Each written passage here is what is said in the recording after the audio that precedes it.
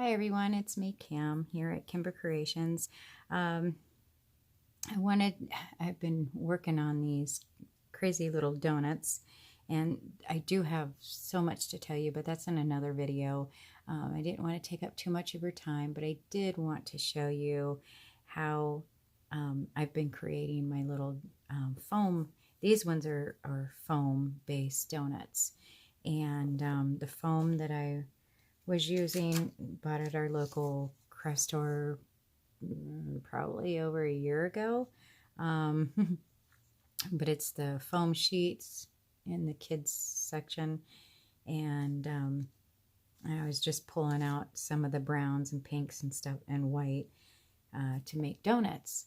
Um, and then I was trying to find and come up with a way of making frosting for them, a different technique. I don't believe I have seen anyone do this yet. It's just something I was thinking about when I was going through my paints and different things and trying to come up with frosting. And so I'm going to show you real quick. And this one's still wet because I just did it. And then I'm like, okay, let's turn the camera on or my phone on. So for the donut itself, what I did, let me get him over here. I'm sorry that I can't tell you the exact name of the dyes that I used because I've had these for years. I believe maybe they're from Sizzix, but it's just a plain circle dye and a scallop circle dye. And I used two from just the plain circle, and then just took the scallop circle from there. I don't even know if like these were I have a set of the small instead of the bigger or larger ones, and I don't know which is which anymore. And so because I don't have the the donut punch that I know is out there, and I don't even know who it's by. I just know there's a donut punch somewhere out there. And I know that I do have a donut image or whatever on my Cricut cartridges, but I didn't want to pull that out. And so that's how I came up with that. And so I do have some of them already in the making of finishing them up. But since I had the brown to finish up, I thought I'd show you how I was doing that and give you an idea of what you could do or use. So like for my white frosting, I just used the Aleene's True Snow. And then for like the colored, to add the color to it, I was just using some of this. I've had these forever. My son gave them to me. I have like a whole array of colors and stuff, but they're drying up, and because I've had them so long and never used them, they're actually 3D fabric paint, but they're good enough for what I'm using it for, just to mix in a little bit of color. And I know that they say 3D paint, and it could probably puff up well enough on its own, but I do mix it with the snow to just give it a little bit more oomph, I guess. And then like for the sprinkles, if you don't want a plain donut, I have used anything from these Martha Stewart little, those little teeny tiny beads, you know, the ones that are really staticky. And I've had these for forever. And never really, I mean, and they're like brand new, basically, is what I'm trying to spit out. And so I thought this would be a great way to use those.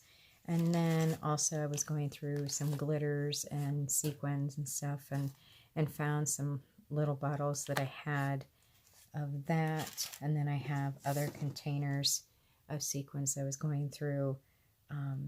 But I wanted like the really small stuff so that it looked more realistic, or, you know, as real as what you could get it to look. So anyway, I mixed all that up. You know, I just put a little of the snow, and then mixed a little of the brown. And then I just take a palette knife and I just start spreading it like you would if you were, you know, spreading the frosting, you know, on a real donut or cupcakes or whatever. I thought this, you know, this would be a cute idea too for cupcakes, ice cream, you know, any desserts that needed texture, I guess. And so I just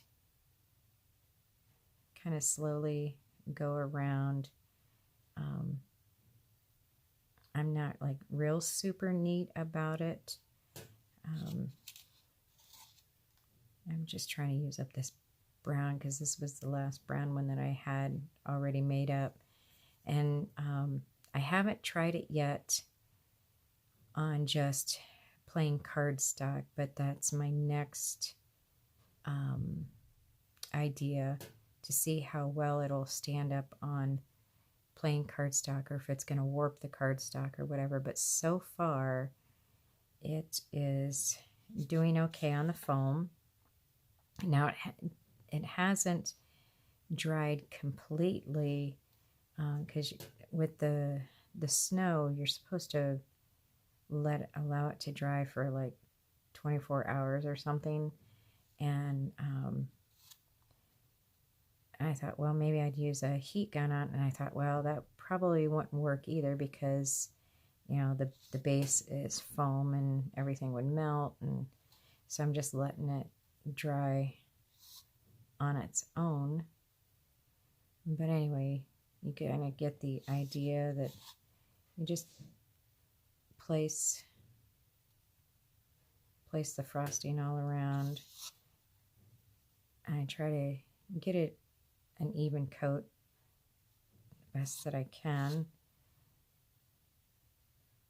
And then I kind of go back through and then just,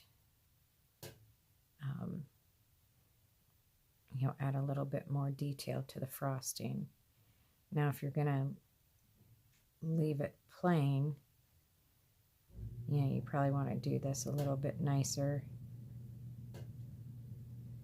But then if you're going to add the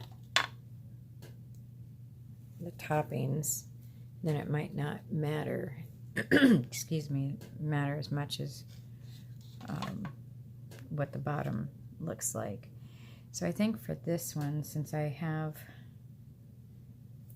little, those little Martha Stewart sprinkles on this one and the other one is plain, I think maybe I'll just add some yellow glitter here.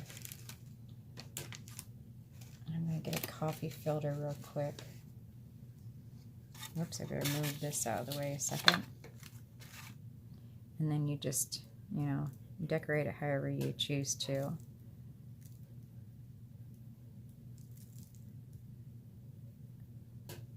I don't like a lot of sprinkle. I like my donuts pretty plain. So I don't like a whole lot of sprinkles and stuff. But anyway, so that's what it looks like. This is what it looks like when it's wet. And this is what it'll look like when it's not completely dry. But this is, I would say, pretty close to being completely dry.